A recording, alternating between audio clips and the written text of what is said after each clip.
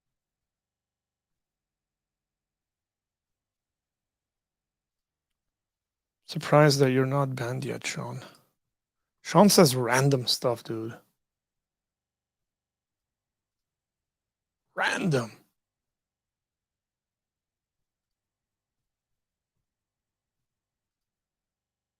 Very unnecessary.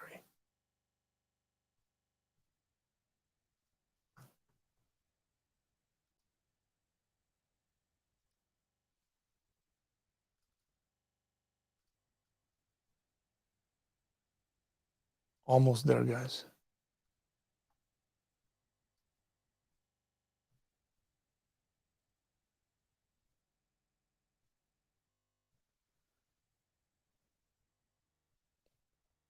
Okay, let's see if this works.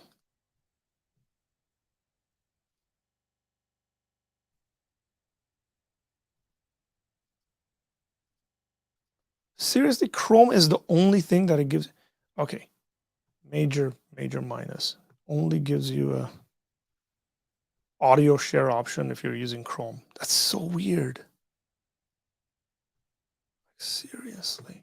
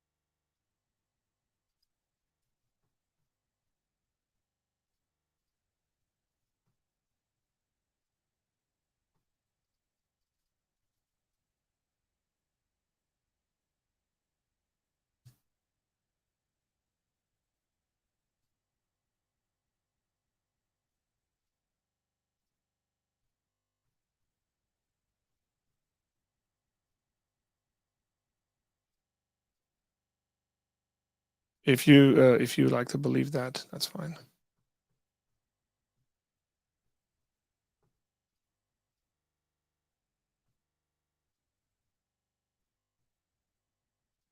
Where's the video?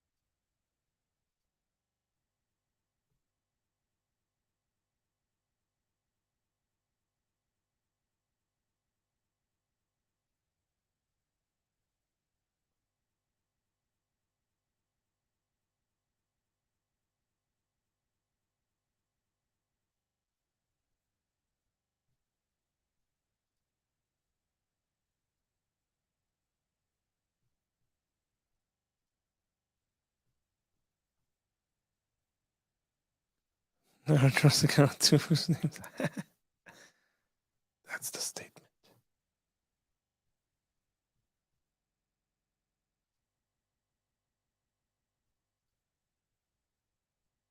Okay, I think I figured it out, guys.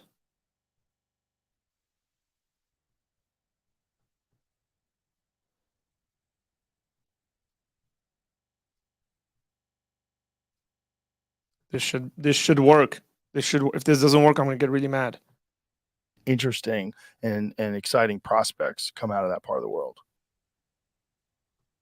So fast. I mean, Armenia is fast. Armenia has a ton of great fighters. Well, come out of Armenia, you Armenia. go to like Jerusalem. People, some of the greatest come out of Dagestan, and some. We good there? Oh yes. Except it doesn't go that bar doesn't go away. Oh, it does. Okay. So, okay, we're gonna come back to this.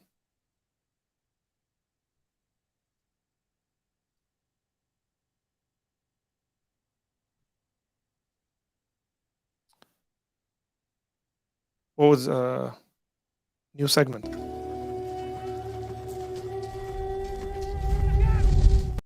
Ladies and gentlemen, here is Joe Rogan with Jim Gaffigan, and they're speaking about Armenians specifically. And this has been shared in my community, and I thought there's a number of things that's really cool to kind of point out. Now, they're in the context of the video, they're talking about fighters and they're talking about Dagestan, and they're like sort of like, is it in Russia? Is it not? They're kind of confused about the geography of it and stuff. And yes, Dagestan is in Russia. And then in the midst of that conversation, they end up speaking about Armenians. So let's check it out. Some of the most interesting and exciting prospects come out of that part of the world. So fast. I mean, Armenia is fast. Armenia has a ton of great fighters. Well, who've come out of Armenia, you Armenia. go to like Jerusalem, right? There's like the Jewish quarter, the Muslim quarter, and then there's the Armenian quarter. Like the Armenians are so fascinating. Like they were like the first to embrace Christianity, and just like So there's a couple of things here that's very important. I think one of them being that Armenians have a quarter in Jerusalem. That's very interesting. Like, why do Armenians have a quarter in Jerusalem? Now, you can go back into history and read about it, and then about the Crusades and Armenians being in Jerusalem for a very long time. There's a lot of really, really cool stuff that that there's there. Armenians actually, Cilicia and Armenia being involved in the Crusades for the European countries to come through and kind of rejuvenate. And then the first queen of Jerusalem is an Armenian woman from the country or the kingdom of Edessa. If you've ever seen Kingdom of God, I think the movie, you see this character, right, the king of Jerusalem, and so his wife was Armenian. So there's quite a bit of stuff there, and he speaks about Christianity and Armenians embracing Christianity. And it's very interesting, some of the comments Jim Gaffigan makes here. He says they were first to embrace Christianity. they were like all in. And they were all in. It's really, I mean, it's just fascinating because like and then the history of like them dealing with the Turks, and it's just. So they were all in. And this is true, by the way. This is true. Like when you look at a people group and their acceptance of Christianity. So Armenia accepted Christianity in 301 AD. And on the heels of that, prior to that, by the way, Armenians are Zoroastrian. And in 451s, Armenia fought a war against the Persians who were trying to reconvert them back into Zoroastrianism. And they ended up, through that war, getting massacred, but keeping their independence, their religious independence. That's phenomenal that they were able to do this. And then subsequently after that, throughout history, just constantly being under pressure, predominantly by Muslims, to be converted into Islam, being dominated, whether that was the Persian Muslims, whether that was the caliphates that came through. At one point, the Mongols come through. Eventually, you get, this is post-Christianity we're talking about here. Eventually, you get the communists that are there, and there's like this pressure. And my reading of and speaking to people who are from Eastern European countries, Armenia seemed to have, for some reason, a lot more religious freedom than the Eastern European kind of more Slavic countries, right? The Baltic nations or whatever like that. Like there were a lot of oppression of Christians and persecution of Christians in those countries, as opposed to Armenia. And that could be due to shrewd politicians, Armenian politicians, connections with Russia, and so on and so forth. But it's just very interesting. They were all in, and there's been enough pressure and enough attack on these people, and they've remained true. Just amazing. Mm-hmm. Yeah. And there's been a lot of great Armenian fighters that have fought in MMA. We know some of them. Boxing as well. They're voracious readers too. He said they're voracious readers. I appreciate that quite a bit. The nerd in me says, yes, we are. Right? I sure hope that's what we're known for. I'm really happy that the thing we're known for by Jim Gaffigan here is that we're voracious readers. I like that quite a bit. But this following comment is the one that I like quite a bit. Anyway, I'm pro-Armenian. I am too. I love Armenians. Yeah. I used to love Armenians in LA. They were refreshingly masculine. I love that line, Yeah. guys. You know, there's just You like- guys. That's he said. Joe Rogan said, Armenians are refreshingly masculine. And if you've ever spent time with Armenians, and if you've never spent time with Armenians, I hope that as we have this give and take, you get to interact with me. And some of you guys actually complain about this very thing that he's talking about, that Armenia, it's not just me, it's my people. We are, according to Joe Rogan, refreshingly masculine. And I like that quite a bit. Part of that is because it's in our culture. It's sort of like in our DNA, in our cultural DNA. You know, when I was a kid and I would do silly stuff, I had older brothers and a dad who would say, hey, act your age, be a man. Even as a kid. I mean, those are things I say to my sons. Hey, act like a man. Hold the door open. When people walk into a room that are older than you, stand up and shake their hand. I have my children, my sons, when people come in and they don't greet them, I call them over and I say, come here, guys. Go greet this individual that just came in. You don't have the luxury of just ignoring people that have walked into your house. You don't have the luxury of walking into someone else's house and not greeting those people. Go shake their hands like a man. So my 5-year-old the other day, I had him go, and I just told him, hey, go shake hands and say, tell them your name, these people that you don't know. And he went and shook their hands. He said, hello, my name is Vahagan. And it was, again, this refreshingly masculine kind of thing. But that's like in our culture. We encourage our young men to be like that. And we also encourage our young women to be feminine.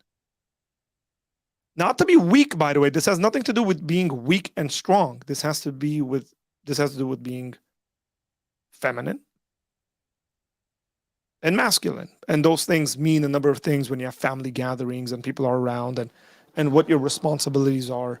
So when I'm cooking, say I'm doing barbecue and we got guests over and my 5-year-old comes and stands next to me and starts asking me questions about what I'm doing, I don't discourage that. I encourage that. I encourage him to ask and find out and be participant in a way where he doesn't get hurt, obviously. So he said he's refreshingly masculine. Joe Rogan's hung out with a lot of Armenians, by the way, some of whom I know personally. Like open about it. I love. They're open about their masculinity. LA is so, you know, for lack of a better term, I don't want to say feminized because I don't think feminine is negative, but you know, there's so many men that are just bitches. No, I remember going to LA during pilot season with my wife, who was my girlfriend at the time, and we had a thing. Is that guy gay or from LA? And you know, obviously we have tons of friends that are gay, but I was like, I don't know if he's gay or if he's just from LA. You know what I mean? Yeah. Metro. But that was probably like in the 2000s. So I don't know if that's. It takes all kinds of people to run this crazy world. He doesn't know whether those people are still around in LA. Jim Gaffigan, I'll tell you, still here. So that was just, again, it was refreshing coming from two guys sitting there, and then just Armenia becomes a part of the conversation. And there's a number of things they mention about Armenians. And I would wish, and a lot of times, right, you go, oh, you're Armenian. Oh, what is that? I've never met an Armenian. Or, oh, you're Armenian. Oh, you guys are voracious readers, right? Like you guys are serious about education. Like that makes me happy. Oh man, like you guys in the Armenian community are masculine. Like you're not afraid of your masculinity. Like that's a cool thing. Why shouldn't we be? Right? And in all the good ways, by the way, I'm talking about masculinity and femininity in all the good ways, in all the positives, not the way people abuse it and so on and so forth. And that exists in all cultures, I think. But just seeing this kind of trending and then working around, I was like, hey, cool, I'm Armenian. I got stuff to say about this and why we're the way we are. So hopefully you enjoyed that little snippet from Joe Rogan speaking about Armenians.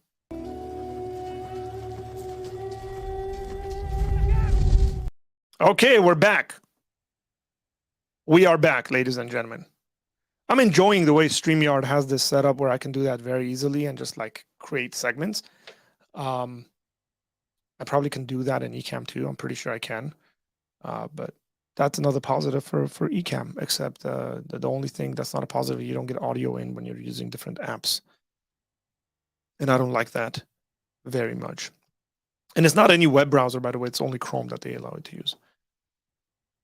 So if anybody wants to call in, you're more than welcome to call in. The link is dropped. The StreamYard link is dropped in the comment section. If you want to fight me and argue or something like that, feel more than welcome to call in. Or if you got questions, I got my Bible software. You can actually call in. One of the cool things that we can do very easily with StreamYard, I think, is that you can call in and then together we'll be able to pull up and you'll see it live, the biblical text, and look at it and then comment on it. So yeah. Armenia got bullied a lot. This is correct. Sort of like the island folks there in whether it's Ireland or Wales and Scotland getting bullied by the Brits. Sean. What's Armenia's relationship with Georgia over the centuries? That's a Christian country too, isn't it? Yeah, it hasn't. It's been like okay. It's been very interesting because the Georgians used to be a part of the Oriental Orthodox Church, and then they left and became Eastern Orthodox. So it's a very strange relationship. Like I don't know how I could qualify what that looks like. There is clearly a relationship, but it's a very strange one, even amongst the peoples. Like it is no, it doesn't. I went to when I was in Armenia, I traveled to Georgia, and it took a number of hours on a bus, on a Sprinter, and then like you'll meet people who've been in Armenia their entire lives, like even on the border, like just don't go to Georgia, or the other way around. Like I was speaking to someone who'd grown up in Georgia and never been to Armenia. And I was like, why not? Like, it's just a place to see. And this is an individual that had traveled quite a bit, even to Europe, just never been to Armenia. And it's like, well, weird. Why? So I don't know. It's sort of strange. There are times where the politics kicks in, and like the Armenians, obviously during this recent war with Azerbaijan, where the Georgians didn't get involved. And it's not that they didn't get involved, but they were allowing Turkey to fly planes over their country into Azerbaijan for weapons and stuff like that. So, Georgia has typically had. There's a number of things like they've had Armenian dynasties kind of rule over them. Georgia's also had a large Armenian population over the centuries. So there's Georgian Armenians who've been there for many, many years.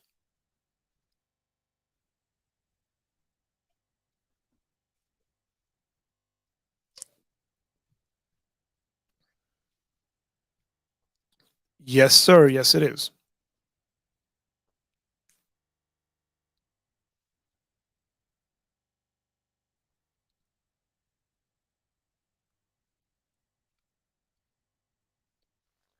Interesting. Honestly, though, it's the Rabbi Zakans. I don't think Rabbi Zakans. What does that mean to the rest of the world? Who are preserving the culture. The rest are being Americanized. Your thoughts? So you're always going to get in any culture their representatives being maybe these fringe groups or whatever like that. I would just say when you get into more adult conversations and more adult interactions, you're seeing Armenians that are kind of serious about what it means to be Armenian and what it means to be an adult, especially if you're a guy, interacting with some of these folks, just keeping like holding it down and being serious about that.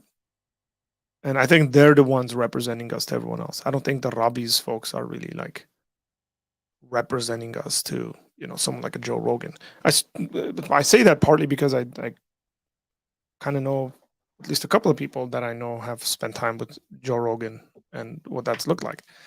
So it doesn't seem to me that that's what he's seen necessarily.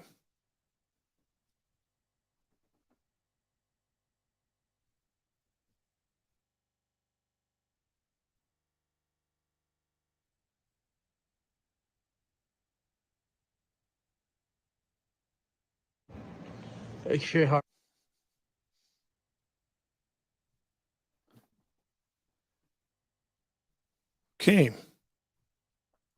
Do I need to like title these videos like "Come argue with me" or something like that? So I don't want to do that. That's the thing. Not interested in that. Well, I don't mind the arguments at all, but titling stuff like that, I don't want like clickbait titles. It's like, let's talk theology.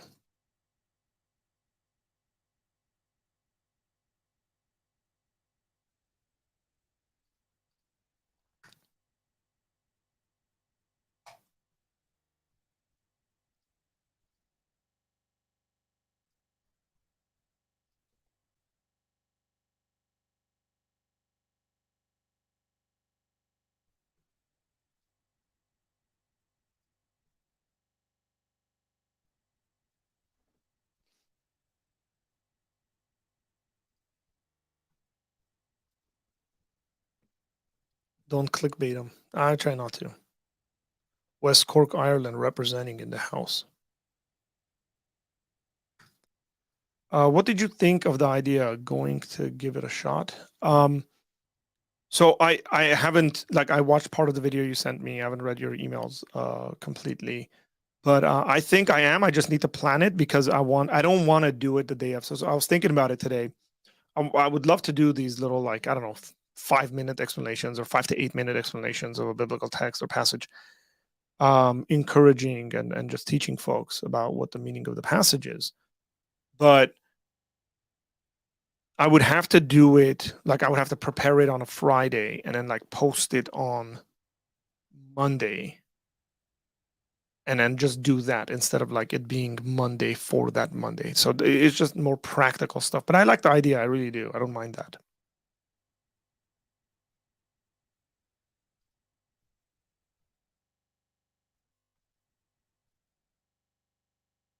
Playing video games.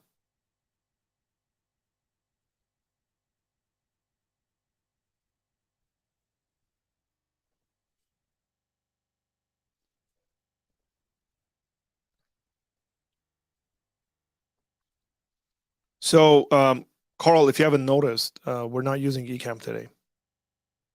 This is StreamYard.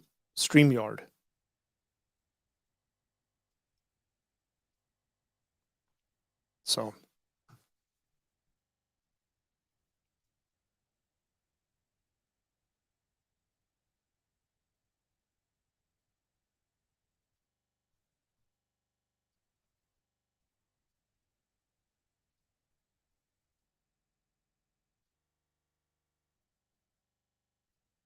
it's not Ecamm.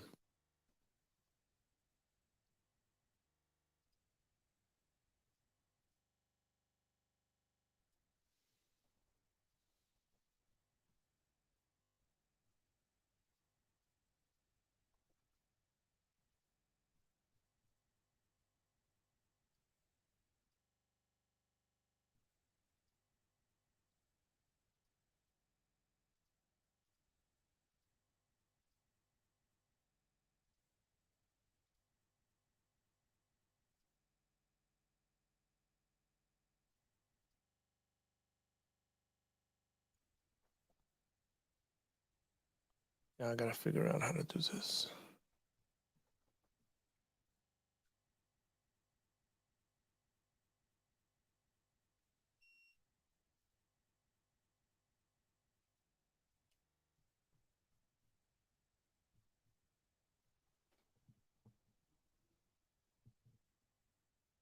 No, I don't need to borrow verses. Really. I got enough in the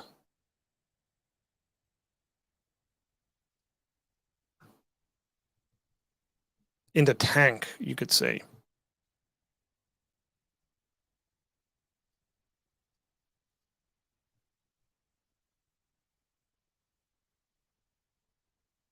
Hey, let's do this.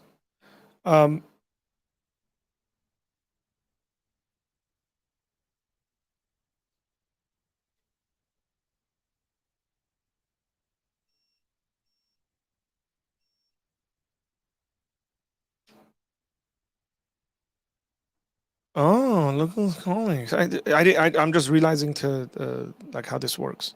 Oh, my air conditioner's on. Oh, how are you? What's up, man? How you doing? Easy that was to bring you in. What's up?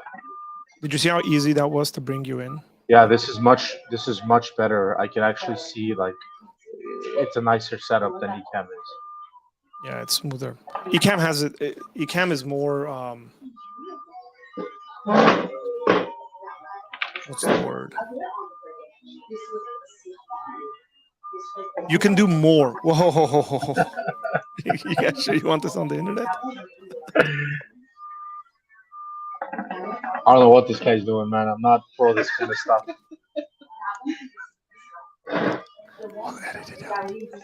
I just hang out with him because I love him. Trying to bring him to Christ. Trying to bring him to Christ. You know what's also cool about whatever this is called, Starlink? What's it called? StreamYard. What's cool about this is I also get to see the chat. Wait, no, you get that in Ecamm too. Really, I don't remember seeing that. Maybe because I called with my phone usually. Maybe. So I had a question for you. I'm gonna. Arnold is saying, "Is a truck backing up in the background?" I think so. Is it too loud? It's a trash truck. We're in North Hollywood, man. You know it's dangerous around here. We don't question any noises. So sure, shoot away. So, again, this is coming from me. So I'm gonna knock one of your fellow YouTubers a little bit, one of your friends. Not really knock him, but I have some reservations about the way he reacts to certain things, and I just wanted your thoughts. So I was watching a video of. Can you hear me well? By the way, I'm trying to speak a little low. Yeah. No, your audio's coming through good. I was listening to a video of Ruslan this morning react to something from Justin Bieber, where Justin Bieber apparently proclaims to be a Christian, and in some of his concerts he's sang worship songs, he's prayed, and I think he's also done an altar call before, like called people to the front to like give their lives to Jesus and stuff. And Ruslan's view of it was, I'll make it very short, but he was basically saying there's two extremes to the way people view someone like Justin Bieber. One extreme is kind of like the easy believism aspect, where it's like anyone who claims to believe in Christ, we take that at face value. They're a believer. Don't talk smack about them, etc. And then the other view is where people can be very harsh. Like if someone claims to be a believer and they live contrary to the gospel at times, people will say like, "Oh, this guy's not a believer. This guy's a fake, whatever." And so he was saying we should be somewhere like gracious in the middle, where it's like someone like Justin Bieber could just be a believer who has some issues with his life or whatever. And for me, I was uncomfortable with that because in my head I was like, actually have like biblical commentary on this. I would call someone like that lukewarm. I would say someone like that is potentially using Christ in order to maybe contain some of the demons in their life, and then at the same time living, you know, in any way they want, contrary to the teachings of Christ. And then Ruslan ended up sort of answering that question, but again, even the second answer I disagreed with, and his answer to that is, well, look at yourself, like Arthur, look at you, or look at Tom, or anyone. Like, you know, we claim to be Christians, yet we have evil thoughts, and we live our lives sometimes in certain ways that's contrary to the gospel, right? Then in my head I was like, we like when Scripture talks about like elders or deacons, and it says like, or teachers, and it says, well, they're held to a higher standard, like they'll be judged with a higher standard, right? Or they'll be judged more harshly. Why can't that also be with people like Justin Bieber? It's like you have a platform, you're speaking to thousands of people, and you're living your life in a certain way that's not pleasing to God. Why should I have that much grace on you, especially if it's been years and years and years and years? So like I don't know. I guess the reason I called is because I'm kind of like tired of Christian podcasters and things of people of that sort, always looking at that graceful path rather than, hey, this is a serious gospel we live by. Some of us, give our entire lives to this, and we sacrifice a lot for this cause, and we're just not open to always saying like, hey, this person does a bunch of dumb crap, but also they claim to be a believer, so we should be graceful. Just wanted to get your thoughts on that because your thoughts are higher than my thoughts, my brother. Oh, Lord have mercy. So I haven't seen the video. I should say that. Number one, I haven't seen Ruslan's video. Number two, I'm not I'm I going to keep you on the screen or should I get rid of you? No, it's fine, man. Okay. I'm going to mute you because of the background noise, okay? Sure. So I don't follow celebrity culture that much. So I have no idea what these people are doing and what's going on. Like I have to go out of my way to follow celebrity culture and see what's going on. I was listening to a podcast today of Sean McDowell interviewing Justin Brierley from Unthinkable, right? Yeah, I think it's called Unthinkable. No? And the conversation was about Alex O'Connor. Okay. And Alex O'Connor being the cosmic skeptic and the issues that he was kind of 17 years old and his platform took off and he was processing a lot of this information. Unbelievable. So he was processing a lot of this information on the internet and then growing as a person and then even like taking after someone like a Christopher Hitchens, where now he's moved away from that quite a bit. And he's kind of come into his own. He's like in his early to mid 20s.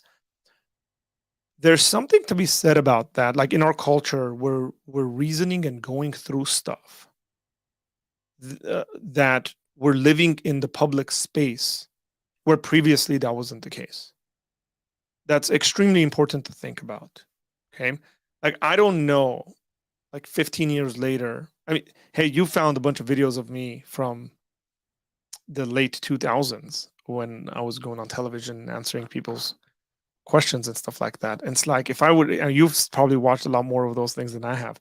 If I were to go back and watch those videos, like how much of me would there be agreement or disagreement or something like that? Now that is not to say that we don't hold people up to standards. I absolutely think we should hold people up to standards, especially leaders in the church. I think that's biblical. I don't even have an issue with saying, hey man, you have a platform. Like, I'm not going to take it easy on you. Like, what do you need to do? Let me put it that way. What do you need to do? Well, I don't have this figured out in my life, this figured out in my life, this figured out in my life.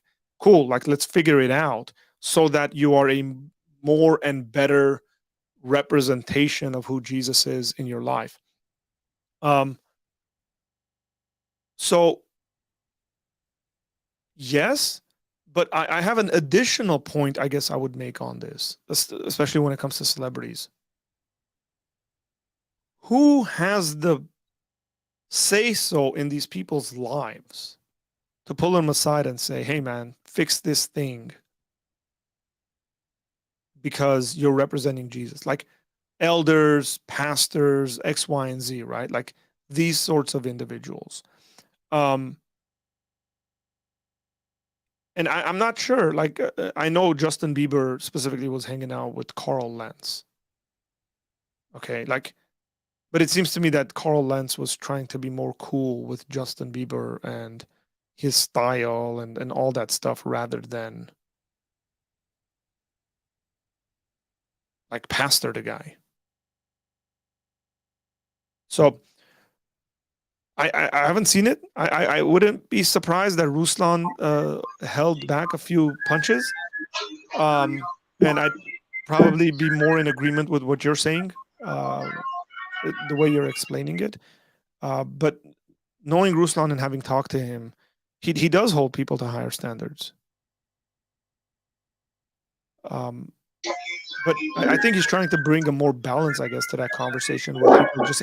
I guess the issue has to do with whether somebody's going to say he's not a Christian, or somebody's going to say like he is a Christian, but he's an immature Christian or something like that.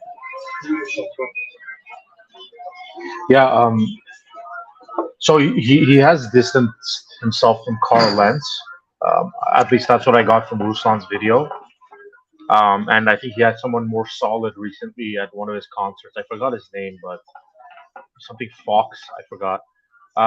But my issue is, so like within Christian circles, there's a lot of like liberalism happening, and by liberalism I don't mean like transgender affirming or something like that. I mean like theologically liberal. Um, a lot of like professors and people of that sort in Christian seminaries, colleges hold to like some level of universalism, etc.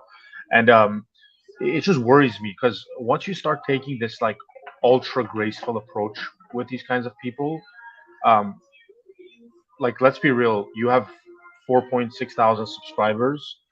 Justin Bieber has whatever 200 million followers on Instagram. And so just by sheer number, Justin Bieber sort of becomes the spokesperson for Christianity, uh, to his followers, and people see that stuff. Or just kind of like Kanye did, right? Like I sort Yeah. of fell into the Kanye trap too. And it's like the problem is when you start affirming these people as members of the body of Christ, it creates room for these universalism and these kind of ideologies to pop in, because it's like, hey, look at this, like look at these fundamentalist Christians like Arthur and Tom, who like hold people to these impossible standards, and yet someone who's trying so hard to follow God and stuff like that, they push him away. Where for me, it's like, dude, it's only recent times that that's become the norm, where it's like, if you believe in the essential doctrines of the gospel, or you believe in a certain conservative way of living out those doctrines, that you're somehow a fundamentalist. And Mm. like that's where I like to push back. It's like, no, a lot of people have sacrificed. People have been martyred for this faith, and for you to just live this like lukewarm lifestyle for 10 years. I'm not saying like somebody just became a believer or something like that. Like you live this lukewarm style for 10 years, 5 years, and then we're supposed to constantly affirm and say, hey man, he's struggling, he's trying. It's like at what point at what point are you accountable to your lifestyle, the way you live? And it sucks too, like for example, another example, um, Jordan Peterson recently had Bill Maher on his show, and Bill Maher was sort of like mocking, the Bible, talking about the story of Noah, and how it's not Noah, of Jonah, and how, oh, he went in a fish, ha ha ha, what a joke and stuff like that. It's like, why is Jordan Peterson the spokesperson for like biblical understanding or whatever? Biblical, like, it just seems like the more we elevate people who aren't serious about the gospel or about the Bible, because we win these cultural wars with people like Jordan Peterson and stuff like that, we open more room for these kind of things to come in, right? It's like, oh, I don't know, the guy might be struggling. Oh, he's trying to get there. But it's like, no, like we need solid people who hold to biblical truths. We need to support those voices, and people who live that certain way, we need to support them. I don't know if you get Yeah. what I'm saying. No, I understand what you're saying. Yeah, again, maybe I'm the worst person to talk about this because I'm so detached from celebrity culture. But one of the things that I definitely didn't get caught up in was like Kanye becoming a Christian, quote unquote. And I was like, hang on, like this guy's like, yesterday he became a Christian and today he's like holding services that people are going to and he's speaking. I just like, we would never ever give that kind of a platform to someone at our church. Like, and No. I mean that like a lot of our churches, not just our church. Like, if somebody just became a Christian, we wouldn't go, come lead the Bible study. Hello? It just doesn't make any sense to do something like that. But this guy's a celebrity or that woman's a celebrity, and then they profess faith. We don't treat them as babies in the faith. We treat them as, very like mature or something, like for some weird reason. We shouldn't do that. I'm the same way with Jordan Peterson. That's part of the reason why I'm doing those reaction videos to his Exodus series. Because a lot of the people I think sitting around that table aren't Christians. and they're talking about the Bible, and they can talk about the Bible from a culturally influential perspective. Dennis Prager can talk about it from a Jewish perspective. Jordan Peterson can psychoanalyze the text to death and never get to the root meaning of the text. Like, so the reason why I do that is to bring to the surface, like, hey, here's where they're wrong about to the untrained eye and to the untrained ear, you listen to this stuff and you think that there's some solid thing being spoken about. But to the trained eye and ear, somebody who's been professionally trained to look at these things a specific way, it's very clearly that even though they're saying true things, it's not what the meaning of the text is. Yeah, and it's sorry, and it's also the way we're perceived, Yeah, right? are you okay Like, with me bringing Carl in? no, just kidding. Yeah, he can come in. Not Um, Carl Lentz, by the way. Carl. That's good. So, What's up, Carl? What's up, Carl? So one thing I'll add to this is, for example, Andrew Tate was recently on Candace Owens, and the conversation came up again where, like, she said something about like Christian principles or something, and how some Christians have called out Andrew Tate for, living a heathenistic life, like a heathen, but yet claims to have some moral superiority when it comes to like speaking about like marriage and manhood and stuff like that. And my problem with that was not Jordan Peterson, Andrew Tate's response was, well, Christianity has a lot of problems they need to deal with. They've let a lot of stuff come into the church, and it's like, dude, no, we haven't. It's like the people that are being elevated and the people that are vocal, in unfortunately in a lot of Christian circles, are those sissified, feminized people you were talking about. We're not like that. Like we are masculine just in nature. We hold our biblical standards. We hold to the essential doctrines. We don't compromise on things that shouldn't be compromised. And then the problem is when you give voices to people like whatever Carl Lentz, Justin Bieber, even I would say someone like Jordan Peterson, who sometimes speaks about Christianity authoritatively. What happens is someone like Andrew Tate can go, oh, look at all these people. They claim to believe in this God, but they don't have true reverence towards him. And that's what rubs me the wrong way when you give voices to people like that, because then we become the minority Christian voice and we become the fundamentalist Christian voice, when in reality it's like, no, we're the consistent Christian voice. Correct. Anyways, yeah. Yeah, I think that's a good point. I just generally, I think that we should be careful when. 1 second, sorry.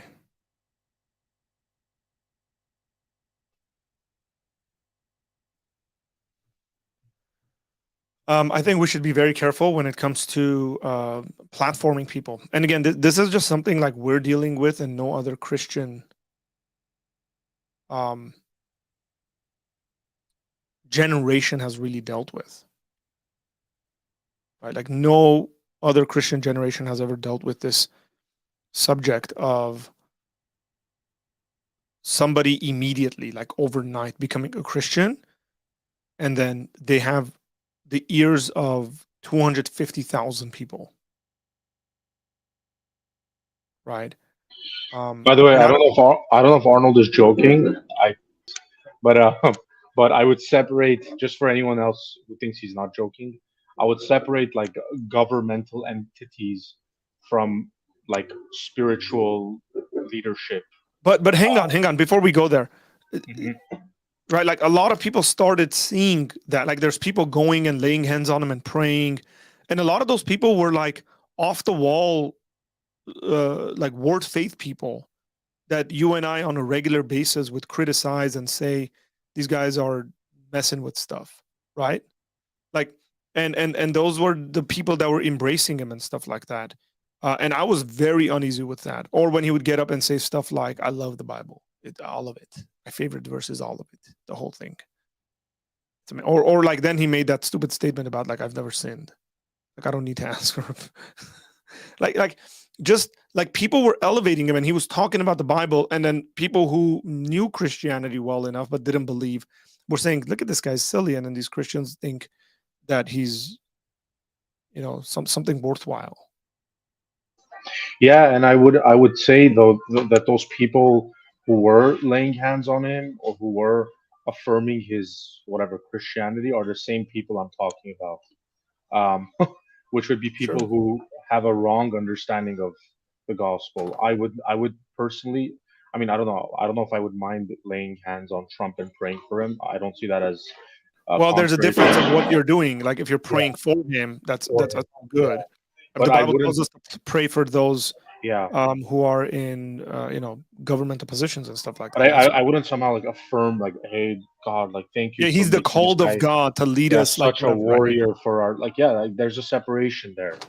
Um, but I mean, yeah, I mean Trump did a lot of good things. So like this is where I separate like you know, like political power from uh, authority when it comes to scripture. That's my issue. It's like I can support someone who's politically conservative yet doesn't necessarily hold to my faith. Like someone like Vivek Ramaswamy is someone I could potentially support. But then it's different. Like I'm not giving Trump like authority to speak on the gospel. Or I'm not going to my churches or with my friend groups and saying like, man, if only Christians were more like Trump and were, you mm, know, like had that zeal for Christ that Trump has for America or something. Like I don't speak that way. Even though I think he was a good president. Anyways, yeah. Carl, man, what's going on? Is your phone overheating or something? Do you guys hear me? Yes, now we can. Yeah. Oh yeah, I guess it was muted. It seems like when I turn my screen off, it mutes. But this software is way better. My phone's not hot. Another plus for StreamYard. Yeah, Maybe definitely. it's Arthur's air conditioning that's cooling things down here. His new air conditioning. Metaphysically cooling down your phone. So, it's funny that you mentioned the conversation between Sean McDowell and Justin Brierley, Uh-huh. because I actually wanted you to hear it, and it depends on. I mean, there's two angles we can talk about this. I wanted to talk about it in the sense of eschatology, because it depends on if you're premill, you're going to believe something else. If you're postmill, you're going to believe something else. Or through if you want to talk about it through the cultural sense. So I don't know which way you want me to take this. In whatever way you want to take it. So you said disagree with me, so I'm just going to disagree with you right now. If you look at it from the pre-mill perspective, what he said, what Brierly said in the beginning, is that more people are being open to Christianity and open to religious experiences and, you know, spirituality and stuff. And if you look at it from the post-mill perspective, it could be that this is some kind of preparation for people to accept a false Jesus. You know what I mean? Post-mill or pre-mill? Pre-mill. Okay. And from the cultural perspective, I mean, for us, it would be good if there were more Christians who call themselves Christians but aren't nominal Christians. You know, because the society would change because there are more nominal Christians. But I don't know if that's a good thing for the church. You know what I mean? Correct. So it's really hard to kind of sift the wheat from the chaff. Well, praise God, that's not your job. Well, I would add something there is in a sense yes, because like if there's more culturally nominal Christians, generally the ethics and morals of the society tend to uphold most of the Christian values. Like you see that with early America, but then when you see like countries like China, for example, where there's rampant persecution, and you would almost be committing suicide if you're a nominal Christian. Uh, in that sense, you see the church moving in unbelievable ways, where like the true growth of the body of Christ seems more evident when you know you're down in the weeds and seeing how they move. So it's a really tough it's a tough discussion because yeah, you want society to shift towards Christian values, yet at the same time, sometimes that shift can just cause like actual Christians to become stagnant in their faith. It's like that saying where the blood of martyrs is the seed Yeah. for the Christian, something to that extent. It's like the seed of the Christian faith. It's like sometimes with persecution and with societies that don't actually have Christian values, you tend to see Christianity rising um, at a higher scale, i.e., Iran, China, and many countries like that. So. Yeah, but Brierly was talking more about Western countries than China or Iran. Yeah, I think I think he had Yeah. England and the United States in mind. Mhm. Yeah, I think one of the things he said is that like I think God. They spoke about like him saying I thank God for Richard Dawkins, which is which is a really good take on it. But he went on to explain it. He basically said Richard Dawkins. So there's two things Richard Dawkins did with like his book and stuff like that is like England was pretty secular when you come to think about it, and then he challenged all those like secularistic Christians to reconsider a number of things. Like, and I would say like if I maybe I don't want to put words in Justin's mouth, but it could be said that what he meant was there was a lot of nominal people or a lot of people who thought they were like culturally Christian or something like that, but not actually Christian. Right. So that's a good thing. And then he obviously said like it brought a certain conversation to the surface. I know we've had those conversations, and things have changed over the years. Obviously, I think on both. My observation has been on both sides, whether the atheists, specifically here speaking about atheists and Christians, you have more intelligent people having the conversations more intelligently. The people that are actually having the conversations are having it a lot more intelligently. And then you have like individuals who are just like randomly commenting on both sides. So if you go to like atheist channels and you see the stuff Christians say, it's cringe. They're saying some of the dumbest things on the planet. But then again, go on a Christian channel and see the things that atheists are saying. So those would be kind of in my mind like the outliers on both ends, regardless of how many of them there are. I'm not talking about numbers and stuff like that.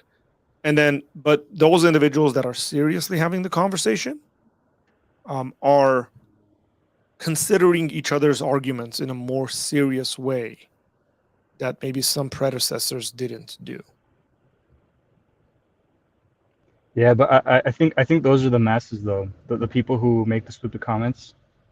Correct. You know, both the Christian side and the atheist side. Those are the masses. You know, I mean, pick any church. You know, you pick a handful of people. Maybe one person from that group will know.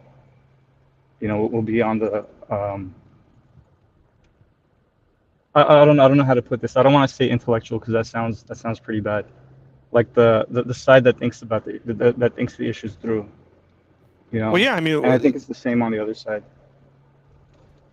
Yeah, I wouldn't necessarily disagree with you, but what I'm saying is, it is the result of these individuals saying whatever it is that they were saying and challenging people in various ways. It's the same way when it comes to like doctrine. Okay, so most good doctrine we have came about as a result. I mean, like fundamental Christian doctrine came as a result of some heretical movement somewhere, where the Christians had to get together and say, "Hey, we need to come out and make a public statement about this subject because they're misleading people," and so therefore they penned the Nicene Creed, right? And so it's sort of like that. It's reactionary in a certain sort. So you get like these atheists of a certain sort coming out and really coming at Christians in a certain like aggressive way, and then you get a response from Christians, and then people kind of stand there and go, "Whoa, hang on there. These Christians aren't as dumb as we were led to believe they were." And then there's like more serious, I would say, seriously minded atheists who take those arguments from those Christians seriously, and then the dialogue becomes a lot better and healthier. Mm-hmm. Right? So it sort of becomes like two athletes who are pushing each other and challenging each other. Hmm. But both of them are kind of growing in the midst of that, and that's a good thing for everyone, in my mind. Yeah, 100%. So it's really the Christian apologists and philosophers who've helped kind of, bring that about. Correct, because they've taken the atheist argument seriously and then responded to them in very serious books or whatever, Mhm. lectures and stuff like that.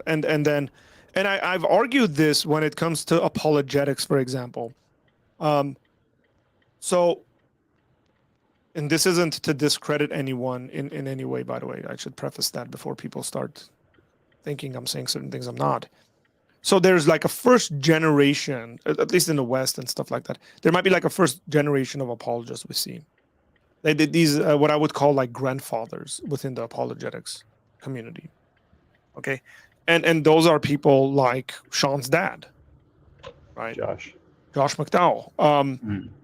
And these individuals were writing, but like when you go read, if you actually go back and read Josh McDowell's books, okay, they don't have the same kind of academic rigor and research per se that you get in the writings of someone like a William Lane Craig. But the issue comes like, would you even have a William Lane Craig if you didn't have a Josh McDowell? Right? So like if Norman Geisler wasn't doing the work that he was doing, would you have a number of these really solid Christian philosophers? And so it's like a building block, right? Like, so these guys do things. And I would say the same thing when it comes to someone like Bill Craig. There's Christian philosophers and thinkers out there doing like cutting edge research and writing on stuff at a way more academic level than Craig had done or has done on a subject. And that's good, but you owe these people for the stuff that you're doing because you learned from them, you built on them, you grew from it and stuff like that. So I appreciate that, and I even appreciate that from opponents. If the opponents are actually challenging you to think and process and communicate your ideas better, then it's for your good, and hopefully you're doing the same thing for them. Yeah, 100%. Iron sharpens iron, right? I think Correct. it applies to this field also. Yeah. I mean, I was thinking this yesterday. My son, I took him to practice, and they were doing these races, and he ended up getting coupled with the I would argue the fastest kid on the team, and he wasn't beating him, but like I could tell that he was pushing him to like beyond his limits, which was great. And I think if he had been coupled up with someone who was much slower, he wouldn't have pushed himself that much. So I was happy that he was, number one, coupled up with the fastest kid on the team. And I was happy that he was getting beat because that was causing him to give it even more. If I had just switched them and said, hey, now after this, go race someone else, I think he would have taken him. And this is an idea that is just true in any field that you could think about where there's like friendly competition of sorts. Yeah, it helps to push you forward. Like kind of like this is why I like the way Anchor is set up. Anchor Church, where there's people who I mean, what is it? They hold diverse views. So you're gonna run into someone who disagrees with you, and most of the time, I feel like our church is pretty solid. People know what they're talking about when they're talking about it, so they're gonna push back. They're not just gonna accept what you say, which really helps. Which results in everybody growing. Yeah. Which results in me, at the very least, it results in me not misrepresenting a view that you hold to. Mm-hmm. Right? You have people, yeah. Yeah, because then I'm thinking like, I'm not necessarily thinking about representing a view. I'm thinking about like, how do I represent Carl in this conversation? Like, I want to be fair to Carl and what he's saying on this subject. And that there's a relational component there. And I would say the same thing when it comes to atheists.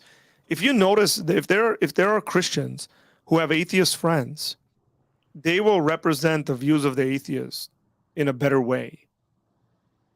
in a more clear and concise way, in a more fair way. And I would say the same thing when it comes to atheists. Atheists who have really good Christian friends will represent the views and opinions of those Christians in a much better way. Yeah, they'll be able to explain it properly rather than straw manning the position. Correct. So unnecessary to do that. Also, philosophy is so important. Preach it. Yeah, because what was that thing you responded to? You were responding to some guy on YouTube. It was that God Logic guy, right? You were on his channel, Mm-hmm. and you know what you said in the beginning requires wisdom, but also you broke it down philosophically. I mean, you didn't spell it out, metaphysics, epistemology, ethics, but you kind of, you know, it's really important. And I feel like if people learn it, Christians, non-Christians, doesn't matter. Everybody needs to learn philosophy. They can, and specifically, I think I'm not really 100% sure where logic falls into this, but it's like its own branch in philosophy, right? Like it's kind of like a separate thing. Yeah, I mean, some would argue that it's the basis of the whole thing anyways. Like the root of philosophy. Correct. So yeah, I mean, I think everybody, you know, even if you're an atheist, you should learn philosophy and logic, and then kind of try to make your worldview as consistent as possible, because it really helps with kind of throwing out the bad philosophy, the stuff that doesn't really work, and then with the logic, it's really easy to see what people are saying and kind of make a little syllogism in your head and go through it. That's really helped me which Arthur, thank you so much for recommending that Peter Kreeft book, because it really helps you see through people's conversations, see, oh, this guy's saying something, you know, this doesn't work, you know what I mean, like it's contradictory, this doesn't make any sense. And you can't say both things that are not true, you know, or both, you can't have opposing views be true at the same time in the same sense. You can have them be true at the same time, but the sense might be different. Like the guy who was in that video, that was Pitbull, right? Yes. Where I don't know if this is called a false equivocation, but he was using the word cell, like as in jail cell, and cell as in cell phone.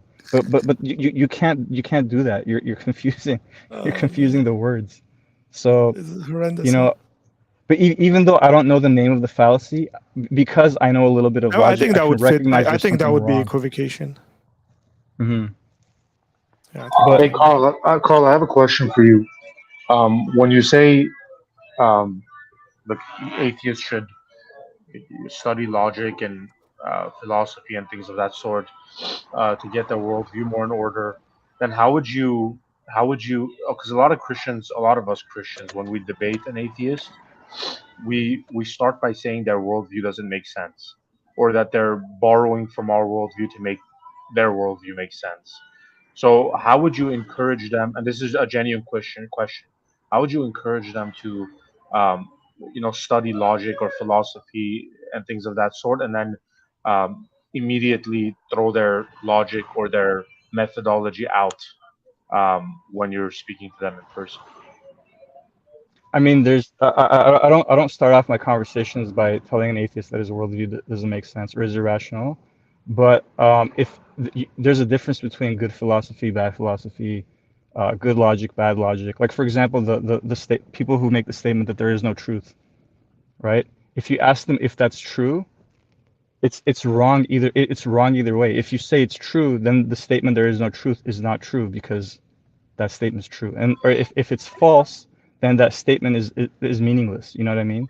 Yeah, So but my question is, if let's say an atheist gives you that, like there is such a thing as truth, and then you push back and say, where do you get that truth from? Right? Like, where do you get truth from? You're pushing back sort of on their worldview, or the way they come to an understanding of truth, right? uh, so like, how do you do that at the same, like, how do you say that they don't have a real standard to speak on truth, yet encourage them to seek a standard to speak on truth without God, or without, like, the morals or logic that God has provided us, like, in our heart? Mhm. I mean, as a presuppositionalist, you guys really ought to watch Eli Ayala debate this guy. His name is Negation of P, which is really funny if you know a little bit of formal logic. But anyways, the way he does it is it's called an internal critique of a worldview. So you kind of ask questions back and forth to kind of figure out what he believes, what his metaphysics is, like his the state, I guess the thing, the how do you define metaphysics? Things that are, things that exist, or being, right? State of being. Epistemology, how you know what you know, and then ethics, what's right and what's wrong. So you kind of ask questions to get an idea of where they are, and then you from the Christian perspective, well, you don't have to even use Christian perspective.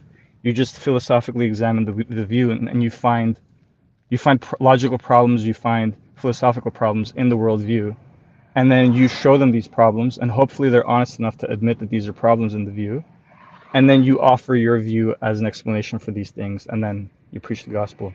And then I don't know if you came to the tactics class, but there's a book called Tactics by Greg Koukl, where he kind of helps you navigate these conversations. So I would kind of use tactics to navigate it, because it's a really easy way to kind of get started in a conversation. You don't come off as offensive. You just ask questions and you gather as much data as possible. And Sure. and I see that as a way to get information about someone's worldview. You're just asking questions and you're kind of filling the gaps. Like you kind of have a form in your head, you know, like first name, last name, metaphysics, epistemology, ethics, and you kind of fill out that form as you ask them questions, and then you can kind of, I mean, the more practice you do, the easier it gets to identify the problems in those worldviews. You know, so that's how I do it. And then Yeah, I think it's extremely important. For me, it's a win. Okay, if I'm in a conversation and then I can get the person to agree that the reason why they disagree has nothing to do with the evidences at hand, but it has to do with their presuppositions in their worldview. So, I'll give you an example. If somebody says, "Well, I don't believe in the resurrection," I go, "Cool, okay." We speak about the reasoning and stuff like that.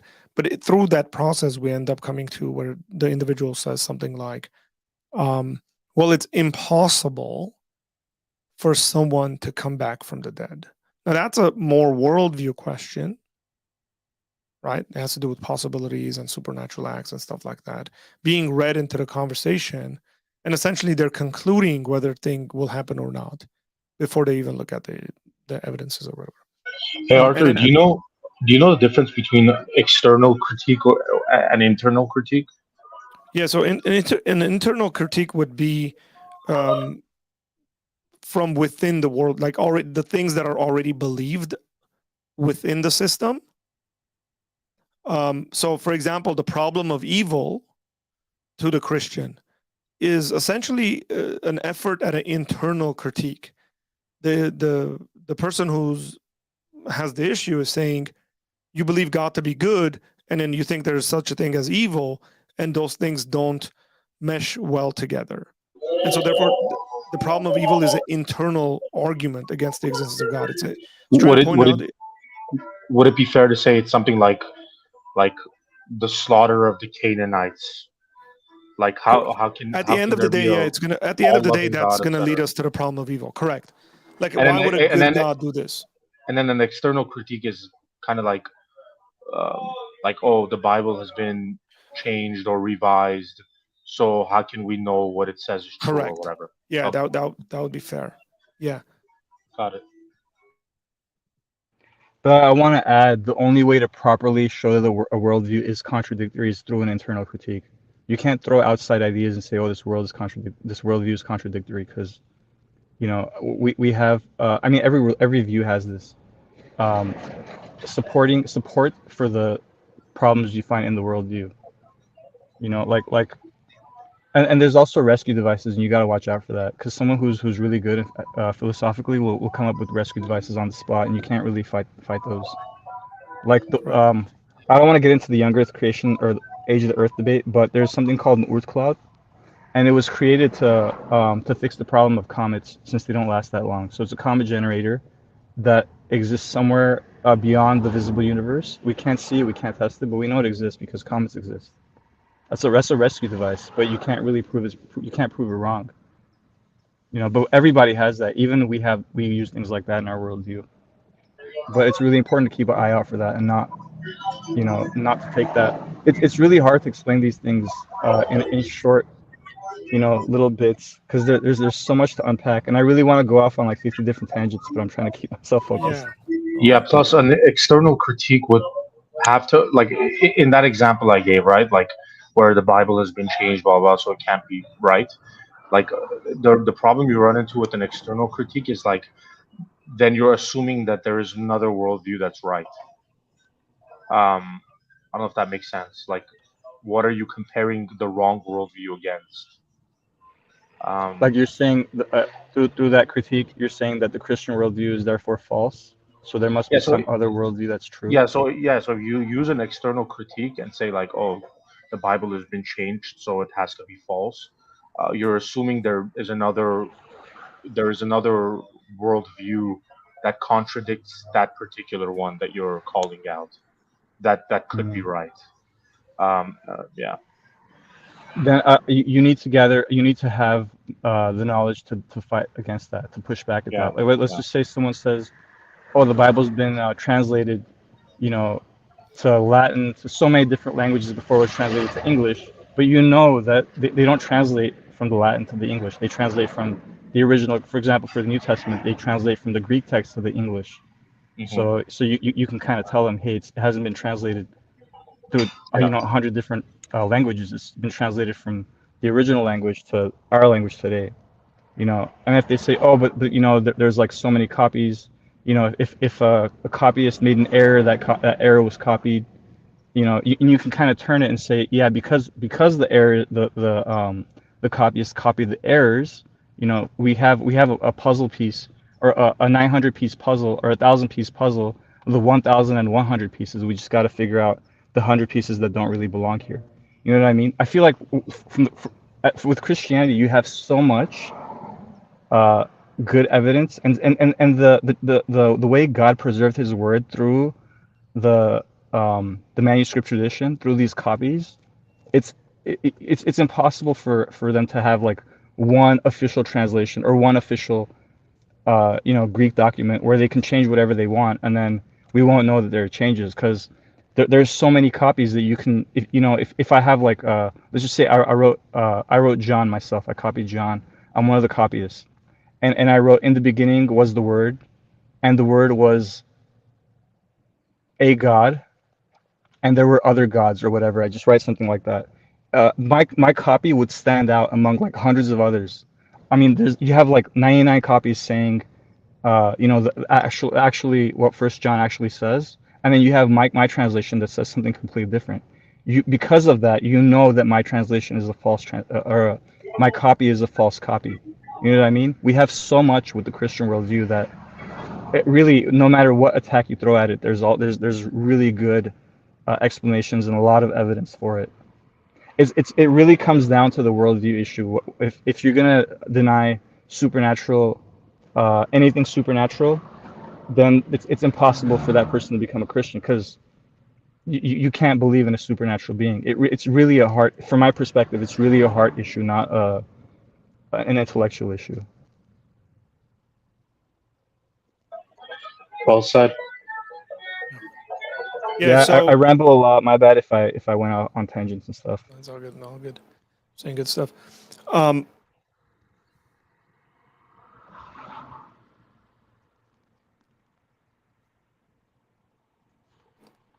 So there's an internal consistency. So when somebody says, I don't believe supernatural things can take place, so therefore I don't think God exists, because God by definition is a supernatural entity, right? The conversation shouldn't be, in my mind, maybe this is more of a tactical approach to it, but the conversation shouldn't necessarily be for me to quote to you and then speak to you about like all these ways the Bible speaks about the existence of God. Rather, I would have a conversation about like whether the possibility of a God existing is even a thing, and then looking at the evidence on that and stuff like that. Because if that changes, then now you're more open to belief in the existence of a God, then we can talk about the evidence about that God.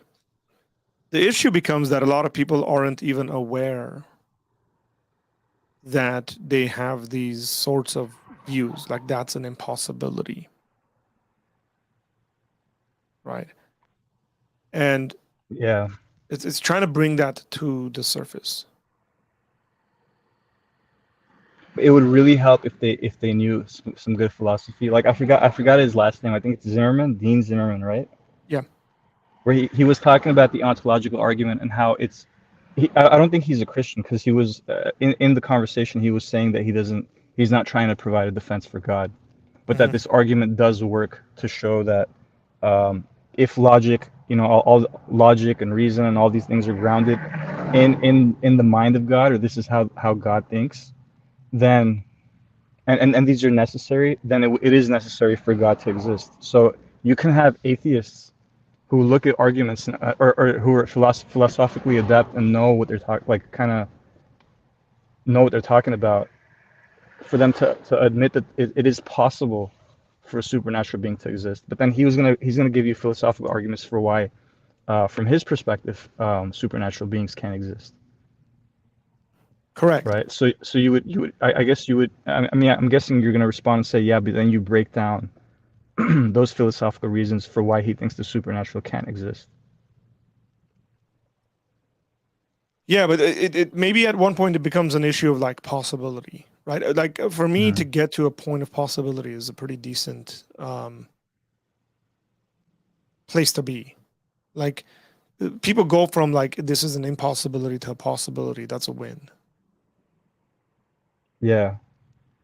So celebrate your victories little by little. You don't have to get a home run. Correct. The issue's been like within the biblical text that we see, and this might be my main issue when it comes to presuppositionalism and just generally doing it that way, is in the biblical world. What I mean by that is the world that the Bible's written in. It is a supernaturalistic worldview. People already believe that non-physical, deities and stuff exist. And so like Paul doesn't need to convince like when he's speaking to Jewish people, he doesn't need to convince them that God exists. They already believe God exists, and he believes that God exists. So therefore he's going to move on by speaking about what that God has done. Right?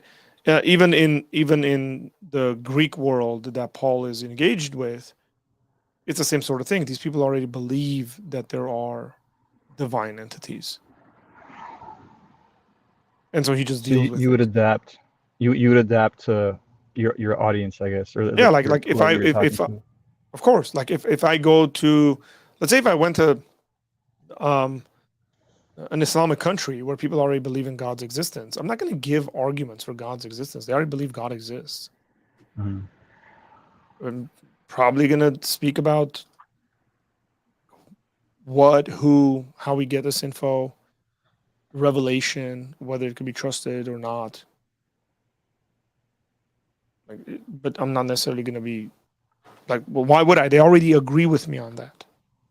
And I just want to say one last thing, and I gotta go. I see someone else is on here, and they might want to have a different conversation. But the presuppositionalism, I don't really see it as just or only an apologetic method. It's more of a framework. So from that presuppositional framework, I do use evidence. I do use philosophical arguments. I do use evidential arguments. I use a bunch of different kinds of arguments, but the framework is the same. The presuppositions that a presuppositionalist holds, like I don't think this is something that I should talk about on YouTube, because I'm not too aware of presuppositionalism. I'm still learning about it. There's just so much to learn. But it's more of what I want to say is it's more of a framework than just an apologetic method. Does that make any sense? Yeah. I get that. All right. Well, thank you, Arthur, for having me. I got to get back to work, but I will be listening in on the chat. Have fun. All right. Thanks. Bye. American Cuban, what's up? Hey, Arthur. How you doing, man? How's it going? Good. Wow, you've been going on for 2 hours. Are we we? at the end? Oh shoot. I think just we got about noticed. like I think we can go for another like 15, 20 minutes. Oh, okay. Yeah, just to piggyback on that, what you guys were talking about, I think Christianity has two big obstacles in the future. One is secularism, people just denying the supernatural, and the way I heard it, that's one of the biggest obstacles, I think, and the way that it was framed, it seemed like you guys are saying most atheists or agnostics deny that supernaturalism is possible. And what I've been hearing is they say there's no evidence that there is a supernatural. That they don't have any evidence, because how many people are born of virgins, and how can you even prove that Jesus was born of a virgin? Sure, yeah. Like, why do you need to start there? You could start wherever. Okay, so start with the beginning. Start with the beginning of the universe. Sure. So it's either a natural beginning or a supernatural beginning. Yeah. Correct. I mean, that's the whole point of the Kalam cosmological argument, right? Like, it's essentially to establish a couple of things. One of them is that God exists, or maybe the argument itself, like the purest form of the argument, isn't. It's just that the universe has a cause, right? A cause, yeah. Yeah, and then you ask questions of what sort of a cause this cause would be, and then whatever, get to your conclusion.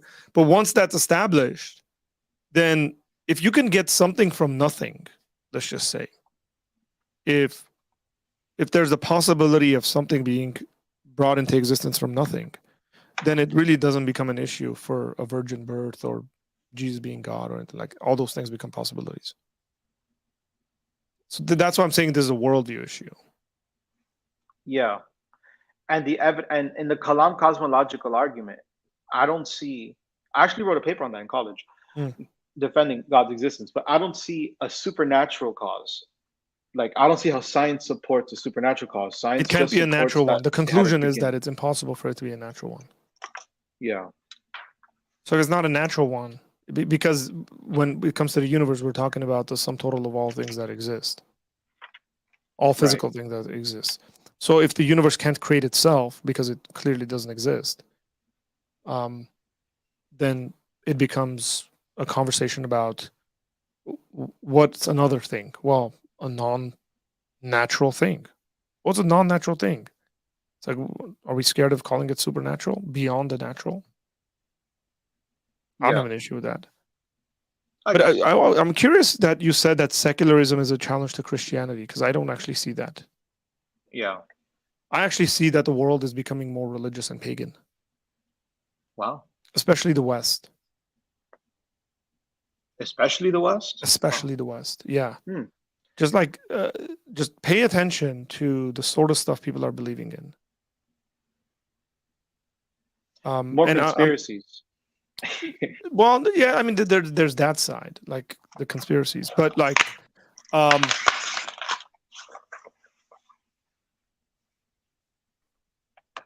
I'm not like a crazy listener of Joe Rogan. I listen to him here and there, but like he'll have people on who are like pontificating and saying things, that maybe like 20 years ago, most people would have said, man, this sounds kind of silly.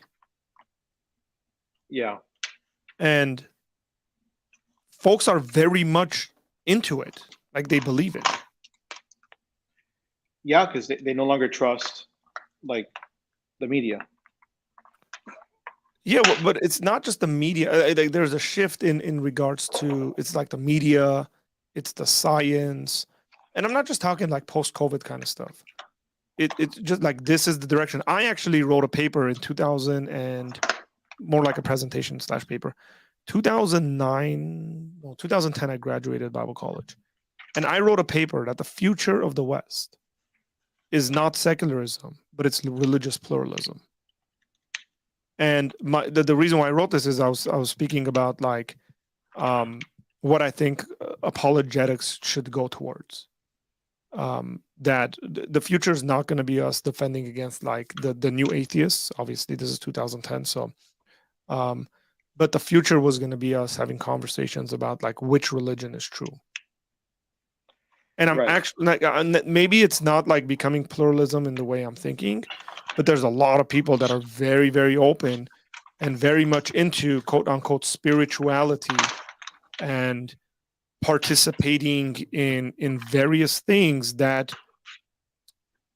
have been a part of certain cultures, but generally haven't been a part of like Western or American culture. Like psychics and witchcraft and seances and stuff like that. Like some of this stuff's been New Age stuff. Correct. Yeah. What I've heard is the nuns are growing at the fastest rate. And the nuns don't identify with any religious organization or religion, but they still consider themselves somewhat spiritual. Correct, because like once you start talking to them, they believe in energy and they believe in all sorts of stuff like that, where you kind of go, okay, you're very religious. And again, this is statistics can be messed around with and mixed and matched and done a lot of stuff with, because people can use that and say, oh look, Christianity's on the decline and secularism is on the incline, and you kind of go, no, go speak to those people. They're very much religious. They're not secular at all. Yeah, they just don't want to practice it in any traditional sense. They are going beyond doctrine. Doctrine is becoming more difficult to prove. The thing is that they accept doctrine. They would have to. They just don't recognize it. Like, and this is what I mean. Is it's sort of like a what's the word? Like a naivety about where their ideas are coming from. They're coming from somewhere. Yeah. Right. Oh, our belief is a belief that we don't have any beliefs. It's like, come on, just say that a couple of times, you'll get what you're saying. No, they have beliefs, but they want to establish them themselves. They don't want someone in authority to tell them what they should believe. But they're already established. That's what I mean. They're already established. It's just they're unaware of it. So if they come and they say something like, hey, I think we have pre-existence, right? Like something like a reincarnation. My immediate thought is, well, what are your influences, right? Like it could be Hinduism, it could be Buddhism, it could be like ancient Greek philosophical thought, like stuff that Plato and Socrates believed, because they believed in that. It could be a bunch of other things that believed in this cyclical way of existence and stuff like that. The issue is that these people aren't connected with those things, or they haven't studied it. And therefore they think it's new. And it's just not new. They either stumbled upon it just because of, right, like it's thinking. New to them. But when you start doing the research, you go, wait, all this stuff I'm saying was said, whatever, 6,000 years ago, 4,000 years ago, whatever it may be. And that's my main issue is that people aren't aware how much of their beliefs have been codified, right? And this is actually true within certain Protestant kind of non-denominational churches. Yeah. They'll like find something and they'll be like, oh, like, look, we got this thing. And somebody else comes along and says, hey, you realize that the church has been doing that for 1,400 years. It's okay. I'll give you an example. Okay. I'll give you a very funny example. I remember that there was a conversation being had among some Christians. This is like locally speaking. This wasn't a public thing, about whether they should have symbols and stuff like that on their PowerPoint screens. Wow. Okay. So those of us who've studied a number of these things immediately think like the iconoclast controversy. Okay. So this was an issue between the East and the West, whether they should have 3D images, statues, as opposed to 2D images, pictures and paintings in churches, and whether one would lead to idolatry or not. This is a major issue when it comes to the East and the West, right? You go to Catholic churches, you're going to see a lot of statues. You go to an Orthodox church, you're not going to see any statues. That's because of that. But there's a historical setting. But they didn't have PowerPoints, right? Like, so they're not sitting.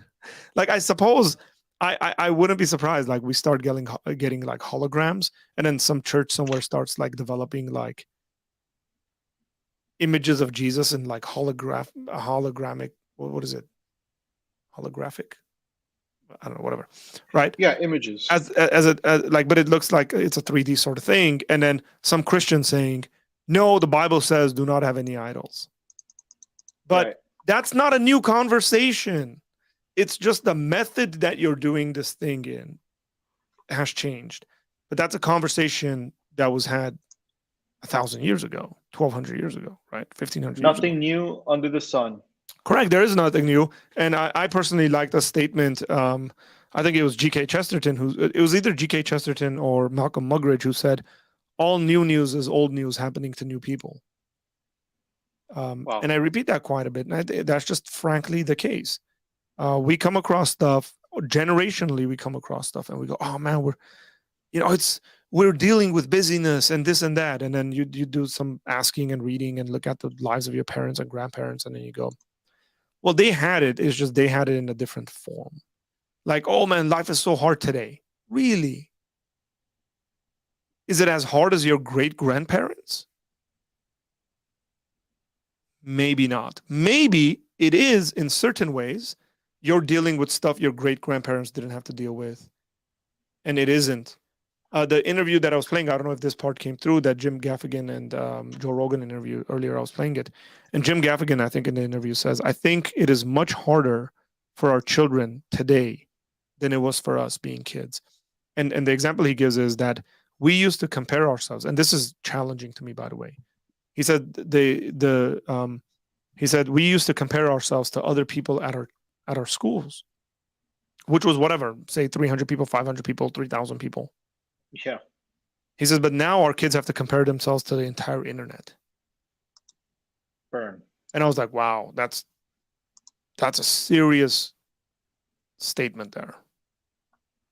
Yeah, and that cultural shift influences how people practice the faith, and it honestly brings more challenges. You have so many more ideas, you have so many more conflicts, you have so many more opponents of Christianity, and so many louder microphones. It's a little scary.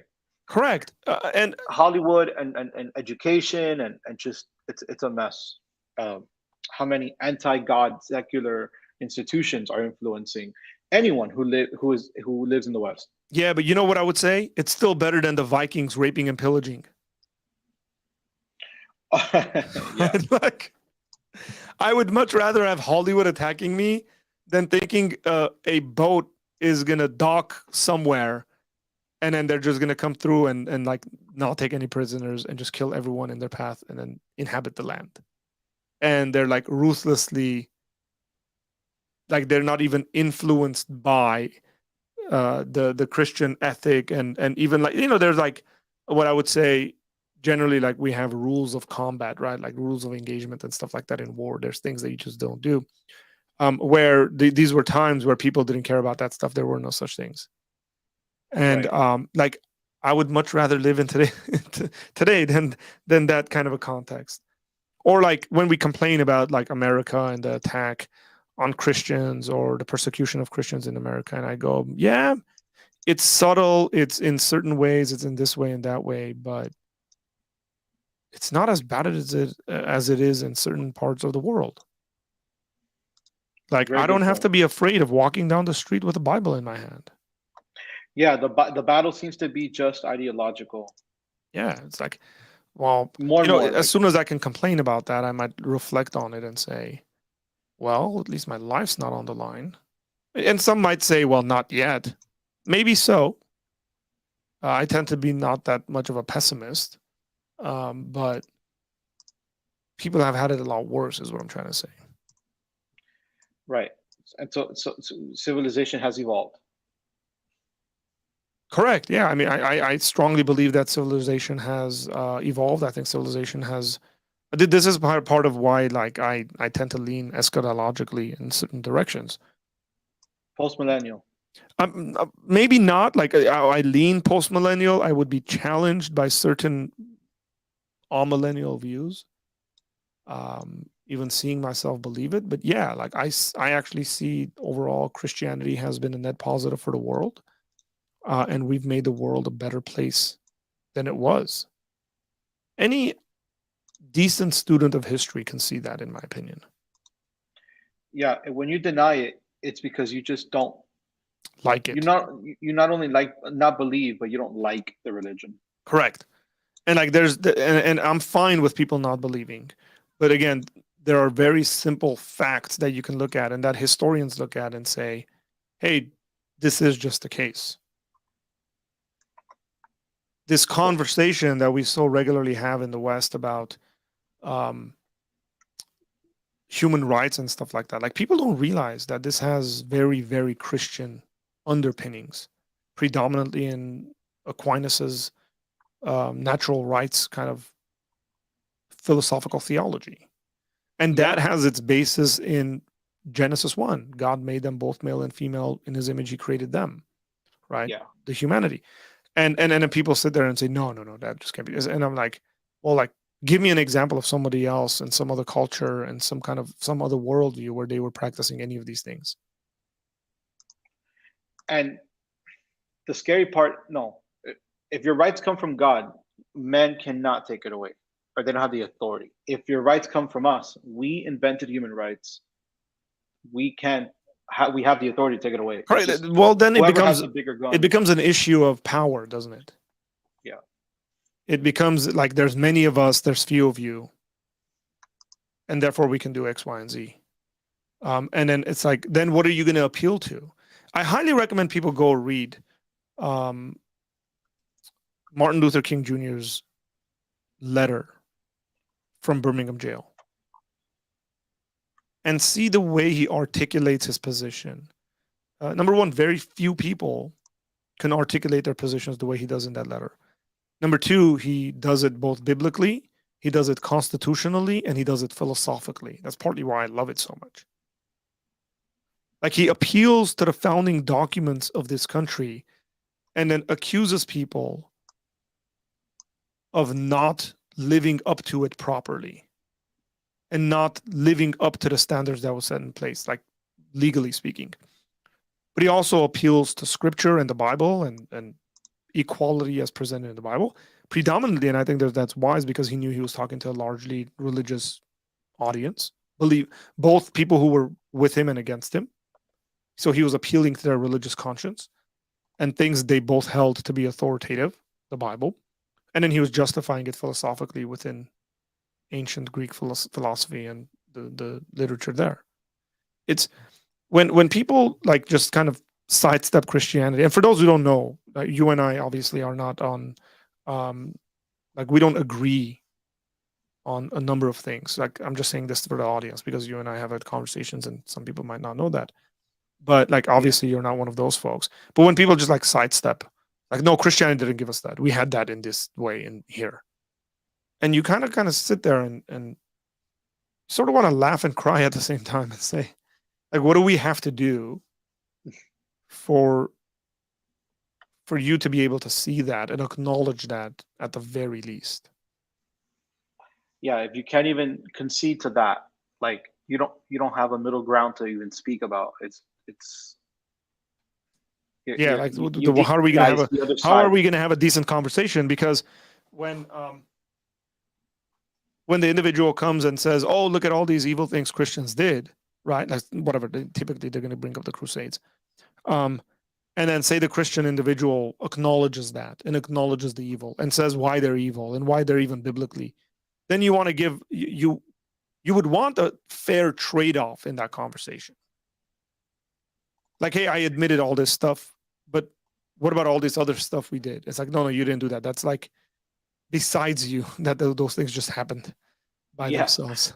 Yeah. All the good stuff wasn't really you guys. Anybody could do that. But all the bad stuff, other people did that, but it was exclusively Christian. Yeah. And when somebody mentions that Christianity has people have committed genocide in Christianity or war, I go, are you living in America? Because you committed genocide against the Native Americans. So why are you still an American? Yeah, well, the thing is that they immediately say, oh, these Christian, white Christians of European descent did those things. It's always ironic to me that those are the people that say that are almost always the descendants of those white. No, they're just as white. They're rich off of their land conquering.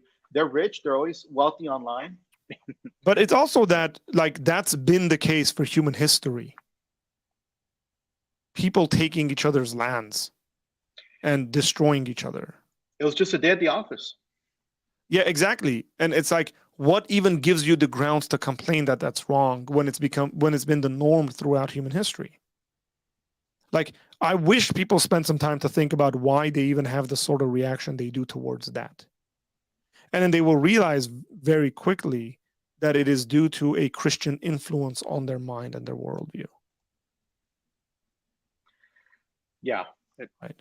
And I'm not discounting, by the way, the great heritage that we have because of Greek philosophy and X, Y, and Z. But whenever people want to overemphasize that, I usually tell them, you realize Aristotle thought that there was groups of humans that needed to be slaves and just work so that the philosophers would be kings. Like, he had a worldview in which there wasn't equality. There was people that were just born to be workers. And he got that from looking at nature. Some people are smarter, some people are stronger, some people are X, Y, and Z, right? And so based on that, he concluded certain things. If you're smarter, you should be dealing with stuff that has to do with intelligence.